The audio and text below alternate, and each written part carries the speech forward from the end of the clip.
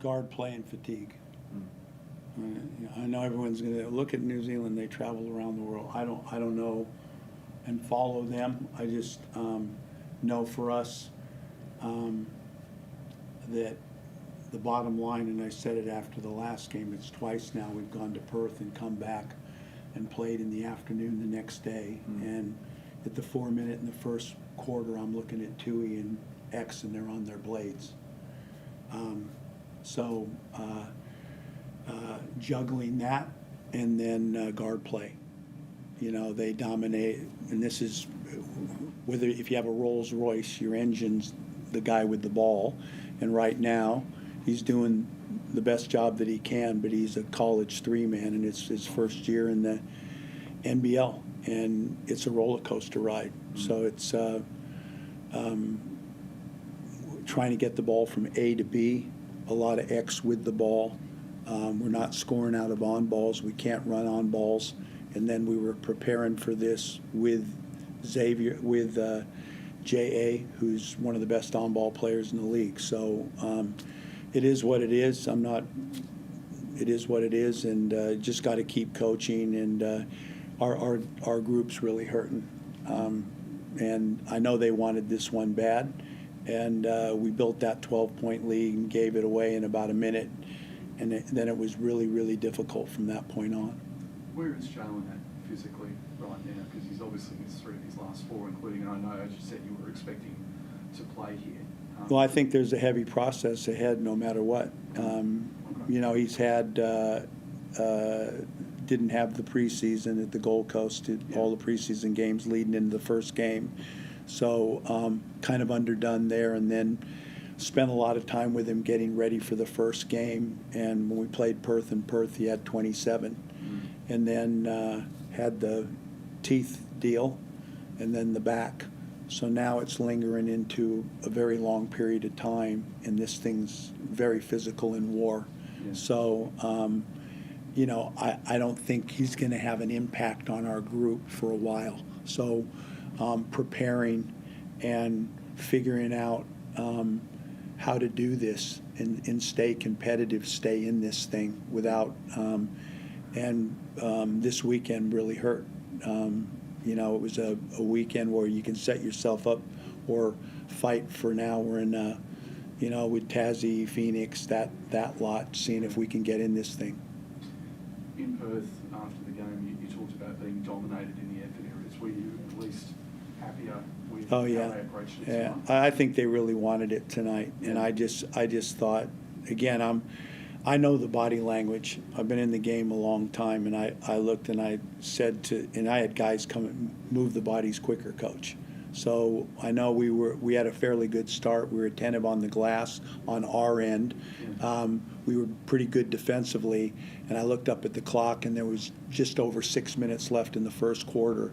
And Kelly's asking for a sub. Yeah. X is asking for a sub. So it's you know.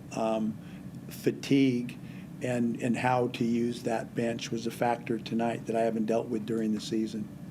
Does that have to do with kind of your crunch time rotations? It's basically getting healthy bodies and guys in there that aren't as fatigued as maybe the starters were?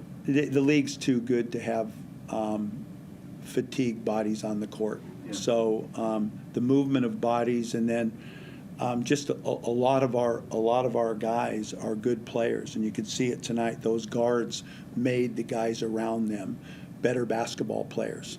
Lopez, they created, Cartwright and Mooney created stuff for those other players around. We got some good players around, good Aussies and good young Aussies, but they need to be serviced. And right now, the ball's being put in their hand, and they got to make a play, and that's a different role. And guys like Tui, Galloway, Buqual, that's not who they are right now. They're you know, you draw 2, pitch it to them, and they can get in the paint on the rim. They can hit the 3. They can get out on the break. They're not getting serviced in that form, and it's no one's fault. Now it's the guys that we got. That's the skills, and now it's up to me to try to find some way to make that mesh and be productive, and that they're comfortable. positive at least as early after getting out of that shooting funk he's been in. And that he kept you in the game at times with his outside shooting, and that's at least one positive you can take away. Definitely, and he's with Tyler and with Bruce, it's a guy that you can reverse the ball to, and he can play off an on-ball. So the only on-balls that we scored out of was him on side pick and rolls on the second side. He could not only shoot it, and they had to come and guard him, he could distribute the ball a little bit. So if there was one positive out of that game, it was him, definitely. What have you made so far about minutes distribution across your entire team? Because it seems like you guys go sometimes 10, 11 deep. There's been some questions on whether guys can get into a rhythm being in and out so much. What do you make of those sorts of questions? That's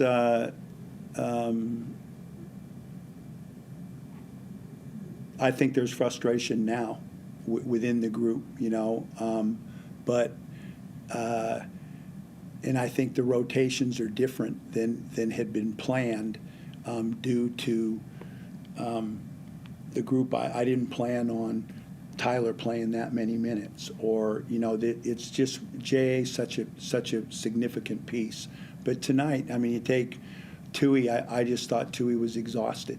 I thought he, and he's a key piece for us. But I thought I took him out when he was fatigued, and so right now I'm looking and I've sat on watch. But those the other group of guys, I thought it was either they weren't producing or they were exhausted. So, it's. I know I'm juggled here for words, but I've gone down a different path, and I know this coming into this. The one coverage that we didn't have that I was concerned about was J.A. Where do we go to if big picture, if something happens there, what's our backup plan? And that has an effect on everybody. So I'm not really answering your questions, but we're juggling bodies right now. Have you thought about if you think that J.A. is going to be out for either not out but not be able to be himself for a considerable amount of time? What do you do with that position if he's such an important piece for your team? I don't know that we're where it's kind of gone on a turn this weekend, and now I think the question that you're asking, we just got to give it a little bit more time and make a decision there. But I'm hoping that we're still in this thing when it matters and that Jalen's a part of it. What do you think happened in that second quarter that sort of flipped everything, and then seemingly in that first half you guys couldn't finish at and around the rim? Is it? I know you don't want to blame fatigue on everything, but do you think that was the sort of the crux of every issue that you guys had? Well, I think that there's it's a young group, and there's also, and I've seen it in us, we're patchy. So we get going, and the defense is really tight. Everybody's fine, and it's like their spirit gets broken. So those guys made a couple threes, and I saw they look up at the scoreboard and they kind of drop, and then we go through a passage where it's a 12-0 run. Brisbane, a 20-2 run. We've had that in us. So there's now we're a third of the way through the season, and our schedule, I've never had one like it. And I said this going, Perth and back. And I looked at Melbourne. They lost to Cairns at home after going to Perth and having a day's break. They're nails. They're proven in this thing. They lost by 25 to Cairns at home. That thing's no joke. And so we've played 3 home games, and 2 of them have been that. And the other one was after going to Adelaide and coming back on the Friday on a Sunday afternoon. So I got back to my place at close to 8 o'clock at night. So, and then you're here at 9 o'clock in the morning. So it's time different. There's a lot to deal with. And I thought tonight, fatigue, frustration, it all came out. And it's I'm just speaking from the heart and being I got nothing to hide. I think it was out there for everybody to see. You've got a short turnaround, 4 days before you have to go and face a Melbourne team that's the best defensive team in the league, and as we know, extremely physical and well drilled. How do you manage these guys, get them up for what's going to be a significant challenge for them? My mindset, and I said to this in the locker room, my job, I got to keep coaching. I'll speak to you, I'll tell everybody the truth. Here's the obstacles, here's the challenges. I say it to my team, I say it to, it's the truth, there's nothing to hide. I've got work to do, and I've told them, I'm just gonna keep coaching and keep working on this thing and try to move it forward. And I got to be tough. I got to be hard now. I got to call a spade a spade. A lot of video, a lot of walkthroughs in the ballroom, a lot of ice baths, a lot of good meals. But, I mean, we play on Melbourne, and then we come back and play Tasmania here as a home game. So it's also, we got 11,000 people coming to this place, and I haven't seen the team that I want to see play in front of our home crowd yet. And that hurts. Anyone on the Zoom? You can gorge. Thanks, man. Thanks,